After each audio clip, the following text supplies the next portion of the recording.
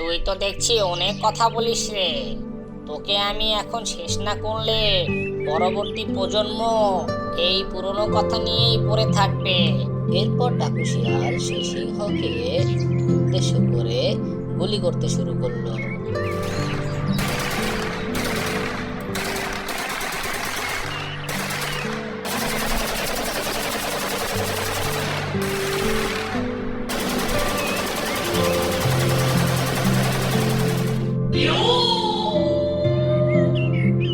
সিংহকে হত্যা করে ডাকু শিয়াল তার সেনাকে নিয়ে তার ডেরায় ফিরে গেল। ওস্তাদ, এভাবে আর কতদিন বলেন?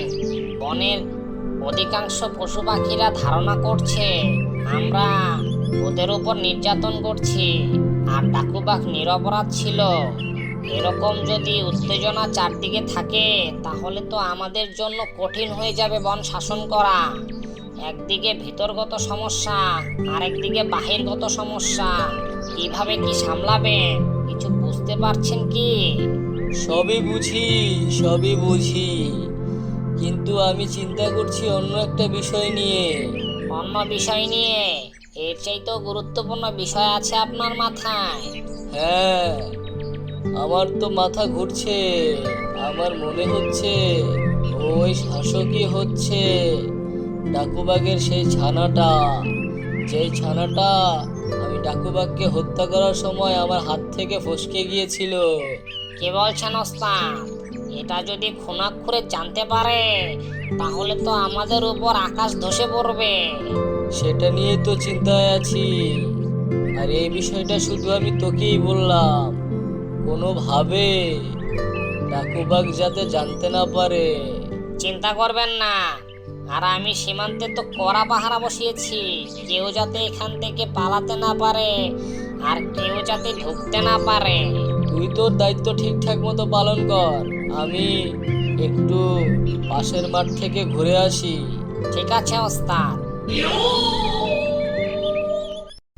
আর অন্যদিকে ডাকুবাগ বনের এ প্রান্ত থেকে সে প্রান্ত ঘোরাঘুরি করতে লাগলো।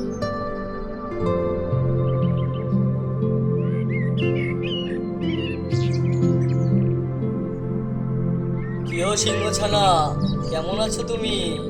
এই তো আঙ্কেল, ভালো আছি। আপনি কেমন আছেন? আছি, ভালো আছি। তোমাদের আর বন্ধুরা কোথায়? তারা কি খেলাধুলা করে না? করে আঙ্কেল, করে। তারা এখন বাসায়। কেউ কেউ তো বাসা থেকে বেরোচ্ছে না বেশ কিছুদিন ধরে। কেন কেন বাসা থেকে বের হচ্ছে না কেন? কোনো সমস্যা হচ্ছে তোমাদের? আঙ্কেল, সমস্যা হচ্ছে বলতে কি, ওদের বাবা মারা একটু ভয়ে আছে। ওরা নাকি শুনেছে বনে কেউ গুপ্ত হামলা করছে। হঠাৎ হঠাৎ কিছু পশু পাখি নাই হয়ে যাচ্ছে। তাই তারা তাদের ছানাদেরকে বাসা থেকে বের হতে দিচ্ছে না। এই কথা তাদেরকে কে বললো? সেটা তো আঙ্কেল আমি বলতে পারি না, তবে আমি যতটুকু শুনেছি সেটাই আপনাকে বললাম। আচ্ছা, ঠিক আছে। তোমার বন্ধুরা এখন কোথায়? ওরা তো এখন ওদের বাসায়। ঠিক আছে, তুমি এখন এখানে খেলা করো, আমি তোমার বন্ধুদের সাথে গিয়ে দেখা করে আসি। ঠিক আছে আঙ্কেল। এরপর ডাকুবাগ সেই সিংহ ছানার বন্ধু কুমির ছানার সাথে দেখা করতে গেল।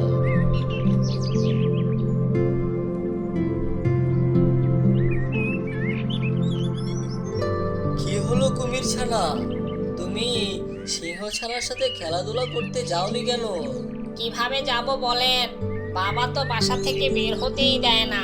কেন তোমার বাবা বাসা থেকে বের হতে দেয় না কেন? এখন তো তোমাদের খেলাধুলা করার বয়স। এই বয়সে বাসায় পড়ে থাকলে হবে? বনের চারদিকে ঘুরতে হবে, খেলাধুলা করতে হবে। এতে করে মন মানসিকতা সবই ভালো থাকবে। আর আমি চাই না আমার বনের কেউ মনমরা হয়ে বাসায় পড়ে থাকুক। সেটা তো জানি আঙ্কেল, কিন্তু বাবা তো যেতে দেয় না। বাবা বলল বাহিরে নাকি অনেক বিপদ। এই বিপদকে টপকে কিভাবে যাই বলুন? তোমরা কি আমার উপর কোনো বিশ্বাস রাখতে পারো না?